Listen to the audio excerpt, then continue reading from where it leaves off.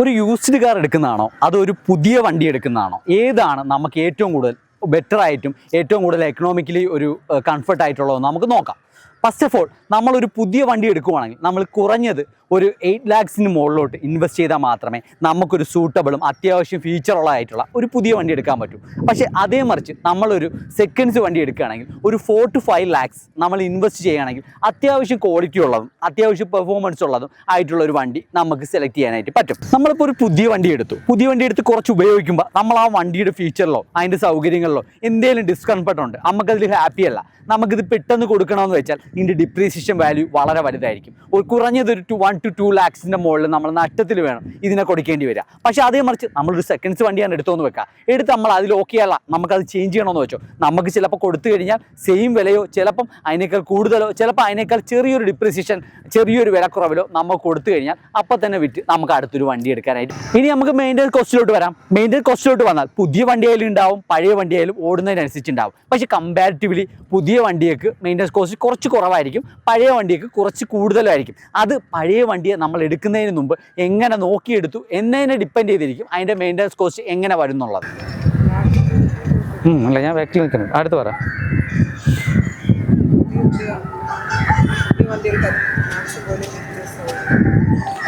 ഇപ്പം നമ്മളൊരു പുതിയ വണ്ടി എടുക്കുമ്പോൾ അതിൽ കുറേയേറെ ഫീച്ചേഴ്സും കുറേയേറെ സൗകര്യങ്ങളും ഉണ്ടാവും. അതിൽ മിക്ക സൗകര്യങ്ങളും ഫീച്ചേഴ്സും ചിലപ്പോൾ നമുക്ക് ആവശ്യമുള്ളതൊന്നും ആയിരിക്കത്തില്ല.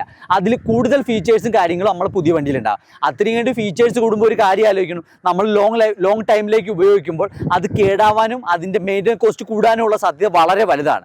അപ്പോൾ ആ കണ്ടീഷനിൽ നമുക്ക് ആവശ്യമുള്ള ഫീച്ചേഴ്സും സൗകര്യങ്ങളും ഉള്ള ഒരു സെക്കൻഡ് ഹാൻഡ് വണ്ടി എടുക്കുകയാണെങ്കിൽ നമുക്ക് സെലക്ട് ചെയ്ത് നമുക്ക് ചൂസ് ചെയ്തെടുക്കാൻ പറ്റും. ABS, SRMs, അങ്ങനെ ഏതൊക്കെ ഫീച്ചേഴ്സ് നമുക്ക് അതിൽ ഇൻക്ലൂഡ് ചെയ്യണം, ഏതൊക്കെ നമുക്ക് വേണ്ട അത് ഒഴിവാക്കണം, ആ തരത്തിലുള്ള നമുക്കൊരു വണ്ടിയെ തികച്ചും നമുക്ക് സെലക്ട് ചെയ്തെടുക്കാൻ പറ്റും. അതുകൂടാണ്ട് പഴയ വണ്ടിയൊക്കെ പറയുമ്പോഴത്തേക്ക് പുതിയ വണ്ടി കമ്പയർ ചെയ്ത് നോക്കുമ്പോൾ നല്ല ബോഡി ക്വാളിറ്റി ഉണ്ട്, പുതിയ വണ്ടിക്ക് അത്രയും കണ്ട് ബോഡി ക്വാളിറ്റിയും വരുന്നില്ല.